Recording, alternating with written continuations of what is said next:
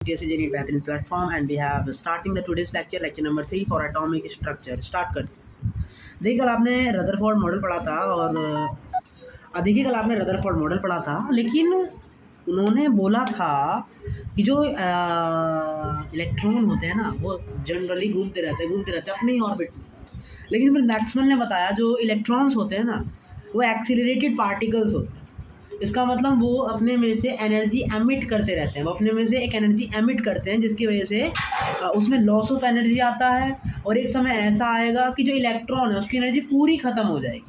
और ऐसा होता तो रदरफोर्ड के अकॉर्डिंग अगर ऐसा होता तो रदरफोर्ड ने बोलता कि इलेक्ट्रॉन के चारों तरफ इलेक्ट्रॉन घूम रहे हैं, एट न्यूक्लियस के चारों तरफ इलेक्ट्रॉन घूम रहे हैं और इलेक्ट्रॉन अगर घूम रहे हैं धीरे धीरे वो एनर्जी एमिट करेंगे।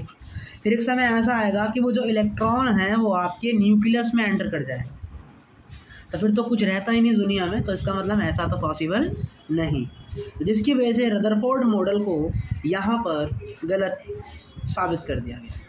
This was not according to the classical theory of electromagnetism proposed by Maxwell. Maxwell ने एक थ्योरी दी थी इलेक्ट्रोमैग्नेटिज्म की और बताया था कि इलेक्ट्रॉन एक accelerated particles.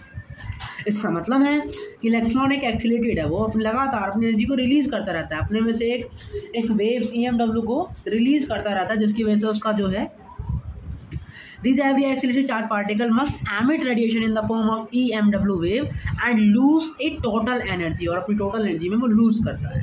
Since energy of electron keep on decreasing, so radius of circular orbits should also decrease and ultimately electron should fall in nucleus and the existence it to destroy। कुछ होता ही नहीं, सब कुछ खत्म हो जाता, लेकिन ऐसा होता नहीं, इसलिए वजह से रदरफोर्ड मॉडल का मॉडल ड्रॉबैक साबित हुआ। दूसरा कारण था ये हाइड्रोजन एटम के स्पेक्ट्रम को नहीं समझा सके। स्पेक्ट्रम होता क्या है आप आगे जानेंगे, ठीक है। तो यही कहा कि इलेक्ट्रॉन घूमते न्यूक्लियस में घुस जाएगा और सबकी कहानी खत्म हो जाएगी। फिर यहाँ से स्टार्टिंग होती है बोहर्स के मॉडल की। बोहर्स मॉडल इज इम्पॉर्टेंट और इसके पोस्टुलेट्स बहुत इंपॉर्टेंट है। बोहर्स मॉडल का पहला पोस्टुलेट्स है कि electron move in a circular orbits around the nucleus in which they do not radiate out any energy. The orbits are called stationary orbits. से कह रहे हैं कि जो एटम्स हैं वो एक ऐसे ऑर्बिट्स में रहते हैं जिसमें वो कोई भी एनर्जी को एमिट नहीं करते, वो हमेशा उन्हीं ऑर्बिट्स में रहते हैं और उन ऑर्बिट्स को कहा जाता है stationary orbits. Stationary orbits is the orbit in which orbit angular momentum of electron is an integral multiple of h upon 2 pi। Stationery orbit होगा वो उसको कहा जाएगा जो h upon 2 pi का इंटीग्रल मल्टीपल है, मतलब NH upon 2 pi है, मतलब h upon 2 pi है या 2h upon 2 pi है या फिर 3h upon 2 pi है। अगर इसके मल्टीपल में है तब जाके आप उस ऑर्बिट को कहोगे स्टेशनरी ऑर्बिट। और ये स्टेशनरी ऑर्बिट किसके बराबर आता है? MVR के बराबर आता है। इसका मतलब MVR is equal to NH upon में 2 पाई। और जैसे सेल्स होती है उसका हमने नाम क्या दिया? KLMN। N बराबर 1 तो K, N बराबर 2 तो L, N बराबर 3 तो M, N बराबर 4 तो N। और ऐसे इन्होंने शेल का नाम दिया जिनको स्टेशनरी ऑर्बिट्स के नाम से जाना जाता है। और ये स्टेशनरी ऑर्बिट h अपॉन 2 पाई के इंटीग्रल मल्टीपल्स होते हैं जो किसके बराबर आता है? MVR के बराबर आता है। देखिए ये स्टेशनरी ऑर्बिट्स हैं, ये इलेक्ट्रॉन इसी में ही रहना चाहता है। अगर आप इसको यहाँ फेंकना चाहते हैं N2 से N1 ऑर्बिटल्स में, इसको N2 से N1 ऑर्बिट्स में आप इसको रखना चाहते हो तो ये क्या करेगा? अपने फोटोन को, ये जिस रूप में अपनी एनर्जी को रिलीज़ करता है उसको फोटोन बोलते हैं। तो अपने में से क्या रिलीज़ करेगा? फोटोन एमिट करेगा।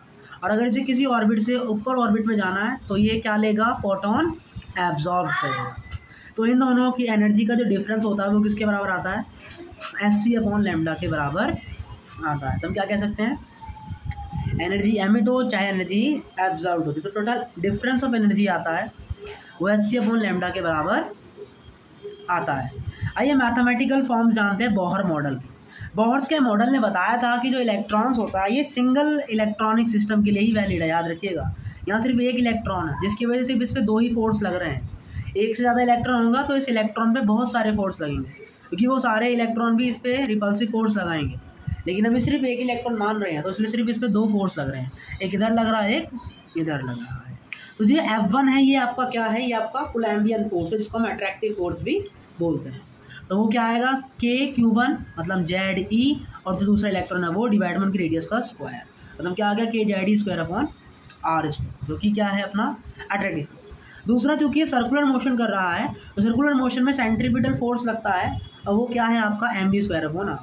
दोनों क्या एक दूसरे के बराबर है, क्योंकि ये ना तो अंदर घुस रहा ना तो बाहर जा रहा, सर्कल में घूम रहा है, मतलब एक दूसरे के बराबर है। इसका मतलब KZE²/r² बराबर होता है mv²/r के। ये हमने बोला इक्वेशन नंबर 1। हम एक और चीज़ जानते हैं क्या, कि mvr बराबर क्या होता है, NH/2π होता है। तो यहाँ से हमने वेलोसिटी का वैल्यू निकाल लिया, और इस वेलोसिटी की वैल्यू को इसमें पुट कर दिया। वेलोसिटी का वैल्यू निकाल लिया, NH/2πmr आ गया। ठीक है, अब हमने क्या किया,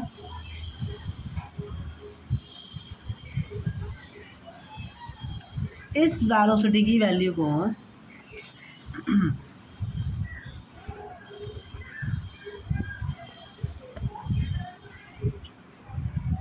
हमने इसमें जो है पुट कर दिया। तो इसमें पुट करने के बाद यहाँ से फॉर्मूला आता है आपका R बराबर h²/4π² आपको याद नहीं करना, अगर पेपर में आएगा तो आप इसे फटाफट डिराइव कर सकते हैं। तो इन सब वैल्यू देखिए, आपका फॉर्मूला क्या है, फाइनली ये आया। H आपका प्लांक्स कांस्टेंट है, पाई कांस्टेंट है, मास इलेक्ट्रॉन का कांस्टेंट है, K कांस्टेंट है, E कांस्टेंट है, 4 कांस्टेंट है। तो ये पूरा क्या है, कांस्टेंट है। इन सब का वैल्यू ये होता है, आपको पता होगा। जब इन सभी वैल्यू को इसमें पुट किया जाता है, तो यहाँ से जो फाइनल फार्मूला आता है वो क्या आता है, 0.52 n²/z किस में आता है, एंगस्ट्रम में आता है। तो आप याद रखेंगे, सिंगल इलेक्ट्रॉनिक सिस्टम के लिए nth ऑर्बिट में रेडियस का फॉर्मूला आता है 0.53 n²/z एंगस्ट्रम या 0.529 n²/z एंगस्ट्रम। इसी तरीके से आप वेलोसिटी भी कैलकुलेट कर सकते हैं। इन सब चीज़ों r की वैल्यू डालेंगे तो आपको वेलोसिटी मिल जाएगा। फिर से याद नहीं करना, अगर पेपर में इस टर्म में आया तो आप फटाफट उसे सॉल्व कर सकते हैं। याद क्या करना है, सिर्फ आपको ये याद करना है। ये सारी चीज़ भी कांस्टेंट है, तो अगर कांस्टेंट की वैल्यू को पुट किया जाता है तो nth ऑर्बिट में वेलोसिटी का फॉर्मूला आता है 2.18 × 10⁶ Z/n मीटर/सेकेंड। तो यहाँ से दो फॉर्मूला आपको याद रखने हैं, 0.529 या 0.53 × Z²/n, और वेलोसिटी बराबर 2.18 × 10⁻6 Z/n मीटर/सेकेंड। तो अब यहाँ से हम कैलकुलेट करते हैं टोटल एनर्जी। टोटल एनर्जी बराबर क्या होता है, kinetic energy plus potential energy. Potential energy क्या आता है आपका, KQ1 Q2/r। तो यहाँ से क्या आ जाएगा आपका KZE²/r। सारी वैल्यू पुटिंग करेंगे। और काइनेटिक एनर्जी का फॉर्मूला क्या आएगा, हाफ mv²। तो mv²/r बराबर क्या होता है, कूलम्बियन फोर्स। तो यहाँ से क्या आ जाएगा, KZE²/2r आ जाएगा। तो यहाँ से टोटल एनर्जी क्या आ गई आपकी, दोनों को प्लस करेंगे तो टोटल एनर्जी आ गई -12 KZE²/r। तो यहाँ से आप क्या बोल सकते हैं, याद क्या रखना है, काइनेटिक एनर्जी माइनस होती है टोटल एनर्जी के, या फिर काइनेटिक एनर्जी बराबर होती है, पोटेंशियल एनर्जी बराबर होती है ट्वाइस ऑफ टोटल एनर्जी के। Kinetic energy is equals to minus of total energy and potential energy is equals to twice of total energy. अब टोटल एनर्जी बराबर क्या आ गया, -12 KZE²/r आ गया। देखिए r का वैल्यू अभी हमने निकाला है, ये सब क्या है, कांस्टेंट है। तो इन सब का वैल्यू पुटिंग करते हैं, तो यहाँ से फाइनल आंसर जो हमें याद रखना है वो ये है कि nth ऑर्बिट की जो एनर्जी है, टोटल एनर्जी है, अगर वो हमें निकालना है तो उसका फॉर्मूला क्या आता है, -13.6 Z²/n²। और किस में आती है ये, इलेक्ट्रॉन वोल्ट में।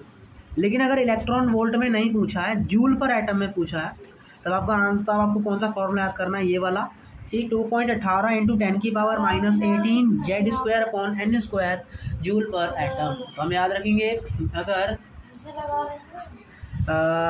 nth ऑर्बिट में आपको एनर्जी निकालनी है जूल पर एटम में, तो फॉर्मूला आता है 2.18 × 10⁻18 Z²/n²। और अगर इलेक्ट्रॉन वोल्ट में चाहिए तो क्या आता है, 1.6 × 10⁻19 से मल्टीप्लाई करेंगे।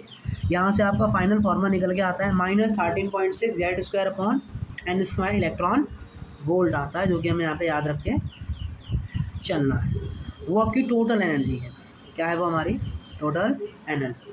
लेकिन अगर आपको दो एनर्जी का डिफरेंस चाहिए तो हम क्या करेंगे, एनर्जी 1 में से nth ऑर्बिट में से n2 ऑर्बिट में से n1 ऑर्बिट की एनर्जी दोनों को अगर हम माइनस कर देंगे तो यहाँ से आपका फाइनल फार्मूला बनता है जो कि आपको डायरेक्ट याद कर लेना है, 1/λ बराबर आर जेड स्क्वायर ब्रैकेट में 1/n1 स्क्वायर माइनस 1/n2 का स्क्वायर। इस आर को बोलते हैं रिडबर्ग कांस्टेंट, जिसका वैल्यू होता है 109677 बट सेंटीमीटर में, इन्वर्स सेंटीमीटर। लैम्डा क्या है? ये वो लैम्डा है जो कि n2 से n1 में आने पर या n1 से n2 में जाने पर जो वो जो भी वो वेव्स, जो भी वो फोटोन एमिट कर रहा है, उसका जो भी वेवलेंथ है उसको आप क्या कह रहे हैं? लैम्डा कह रहे हैं। तो ये लैम्डा कौन सा लैम्डा है? ये वो लैम्डा है जो ऑर्बिट्स में जाने पर जो एनर्जी रिलीज कर रहा है, जो फोटोन ले रहा है या जो दे रहा है, उसी को हम क्या बोलते हैं? लैम्डा बोलते हैं। और 1/λ बराबर क्या होता है? आर जेड स्क्वायर ब्रैकेट में 1/n1 का स्क्वायर माइनस 1/n2 का स्क्वायर होता है।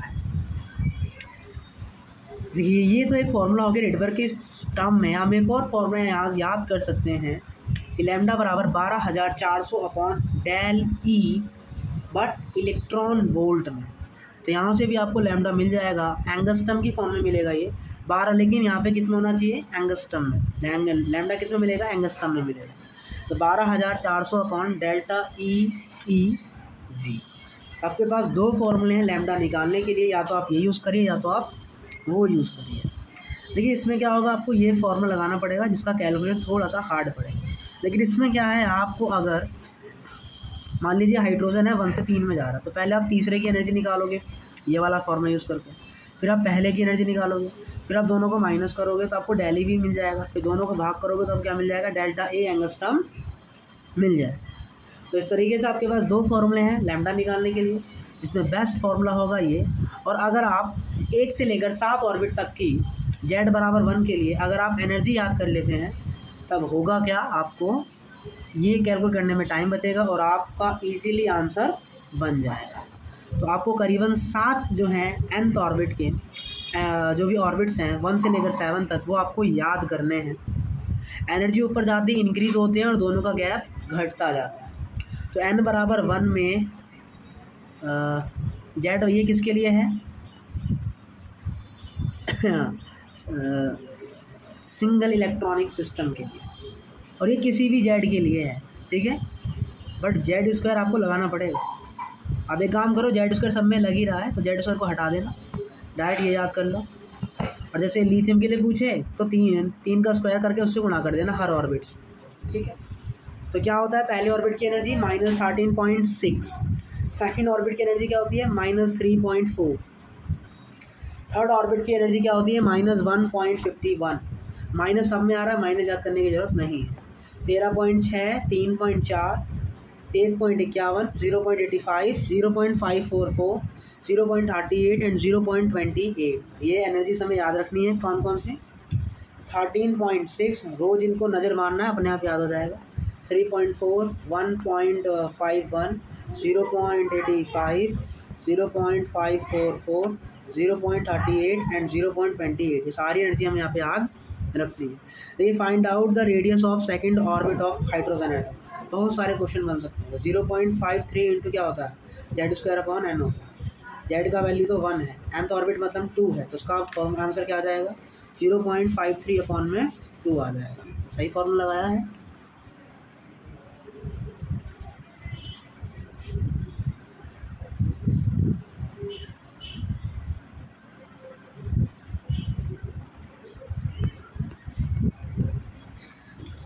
ठीक है, तो sorry n square upon Z होता है, जेड स्क्वायर अपॉन एन नहीं, क्या होता है? N square upon Z. तो ये मिस्टेक ना हो, हमें फॉर्मूला सही से याद रखना है। तो एन स्क्वायर अपॉन जेड, तो फाइनली आंसर कितना आ जाएगा? 2.12 एंगस्ट्रम। किस में आती है ये? एंगस्ट्रम में। तो ऐसे ही बहुत सारे क्वेश्चन बन सकते हैं, आप वो सारे क्वेश्चन क्या कर सकते हैं? कर सकते हैं। लेकिन ध्यान रखेंगे ये सारी जो भी क्वांटिटीज़ हैं ये सिंगल इलेक्ट्रॉनिक सिस्टम के लिए ही है। He+ में कितने इलेक्ट्रॉन है जी? 1 इलेक्ट्रॉन है। Li+2 में कितने इलेक्ट्रॉन है? 1 इलेक्ट्रॉन है, क्योंकि यहाँ पे 2 इलेक्ट्रॉन निकल गए। तो ध्यान रखिएगा, आपको सिंगल इलेक्ट्रॉनिक सिस्टम के लिए ही ये पूरी चीज़ वैलिड है और किसी के लिए वैलिड नहीं है। क्यों? ये सारा रीज़न लिखा है, इसमें बहुत सारे फोर्स लगेंगे और बहुत सारे फोर्स लगेंगे तो फिर इसको कंसिडर करना थोड़ा सा इरेगुलर, अनप्रेडिक्टेबल हो जाएगा। अगर आपको टाइम पीरियड निकालना है तो टाइम पीरियड बराबर क्या होता है? 2πr/v होता है। सबका वैल्यू रखोगे तो यहाँ से टाइम पीरियड क्या आ जाएगा? आपको सिर्फ याद रखना है कि जो टाइम पीरियड होता है इज़ प्रोपोर्शनल टू n³/z²। तो इस तरीके से बहुत सारे क्वेश्चन बन सकते हैं। मान लीजिए आपको थर्ड ऑर्बिट दिया है He+ का और सेकंड ऑर्बिट दिया है H का, टाइम पीरियड पूछा। तो टाइम पीरियड क्या होता है, n³/z³ के प्रोपोर्शनल होता है। तो time period for hydrogen atom क्या आएगा, इसका n³ 2/3/z², मतलब 1 का स्क्वायर, n/z² होता है, ठीक है। और हीलियम का लिखेंगे तो इसके लिए n³ और z²। तो यहाँ सॉल्व करें, क्या आ गया 32/27। अब जिसका पूछा है आप यहाँ से बता सकते हैं, बहुत सिंपल क्वेश्चन है। फ्रीक्वेंसी क्या होती है, 1 टाइम होती है, तो फ्रीक्वेंसी क्या आ जाएगी यहाँ से, z² n³ के प्रोपोर्शनल आ जाएगी। ये सारी बातें आपको याद रखनी है। इसी तरीके से आप एक्सीलरेशन का भी निकाल सकते हैं, और एक्सीलरेशन किसके प्रोपोर्शनल आता है, acceleration is proportional to z³ तो क्या बताया, frequency is proportional to z² time period is proportional to n³ and acceleration is proportional to z³ that to be done. इस तरीके से आप ये सारे क्वेश्चन यहाँ पे कर सकते हैं, हज़ारों क्वेश्चन यहाँ पे बनाए जा सकते हैं। अब देखिए हम पढ़ने जा रहे हैं EQ energy transition. EQ energy transition का मतलब क्या है, जैसे हाइड्रोजन की 1 से 2 1 और सेकंड ऑर्बिट के बीच एनर्जी गैप कितना होता है, 1 में एनर्जी आती है 13.6 और दूसरे में एनर्जी आती है 3.51 के समथिंग का है। तो यहाँ से सॉल्व करते तो आपका क्या आता है 10.2 के समथिंग आपका आता है। इसका मतलब 1 से लेकर सेकंड ऑर्बिट में एनर्जी गैप कितना आ रहा है, 2 आ रहा है। क्या कभी ये गैप हाइड्रोजन के किसी भी ऑर्बिट में सेम आएगा, नहीं आएगा, क्योंकि ऊपर जाने पर एनर्जी गैप कम होता है। तो हाइड्रोजन में तो कभी भी सेम नहीं आएगा। क्या किसी और एटम में आ सकता है, आंसर है बिल्कुल यस। तो किसी और एटम में वो बराबर आएगा, कैसे पता करेंगे, तो ये पता करेंगे ऐसे। मान लीजिए हीलियम, तो अगर आपको हीलियम का पता करना है कि हीलियम के कौन से ऑर्बिट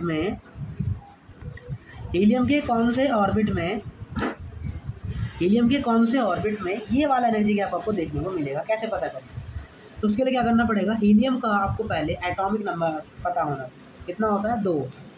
अब आप नीचे वाले से यहाँ जाना चाह रहे हैं, नीचे वाली सबसे पहले N1 निकालना चाह रहे हैं, तो जो हाइड्रोजन का N1 है उससे मल्टीप्लाई कर देंगे इसके एटॉमिक नंबर, तो कितना आ जाएगा 2 आ जाएगा। इसका मतलब हीलियम का आपको N1 क्या लेना है, 2 लेना है।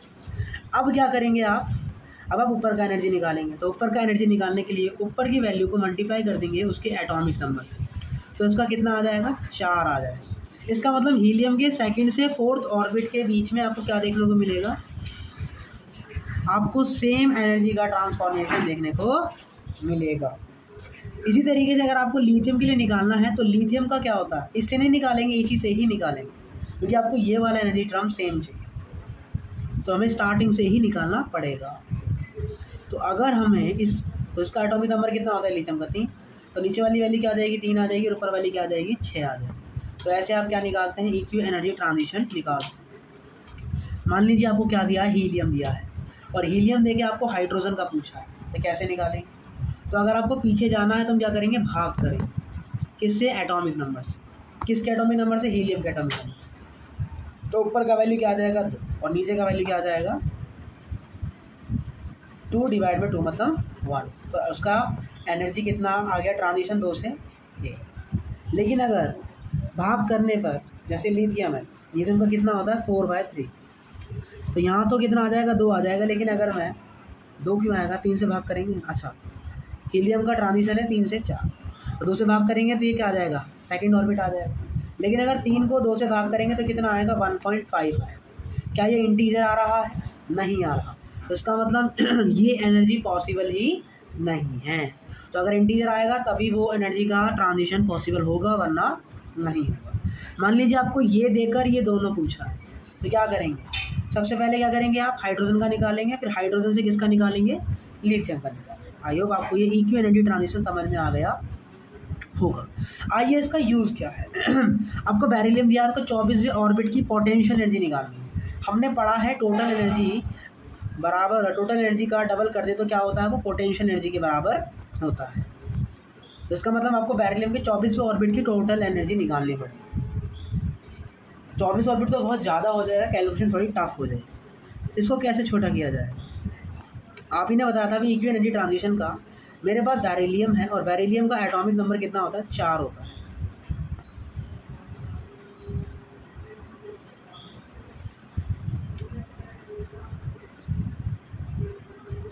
तो बेरिलियम का जो अपर ऑर्बिट है वो 24 है।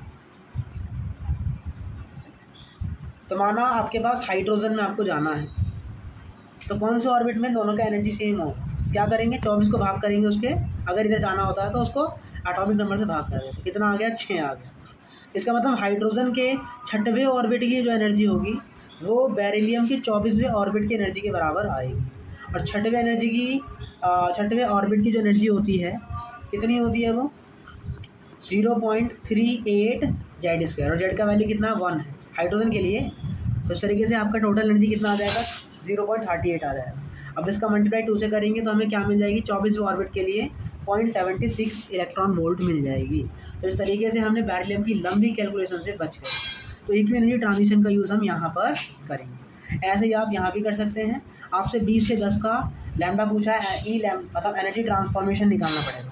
ई लैम्डा बराबर क्या होता है, 12400 में डेल्टा ई, जो भी फोटोन ट्रांसफर हो उसका डेल्टा ई है ना, एनर्जी कितना ट्रांसफर हो रही है उनका डिफरेंस।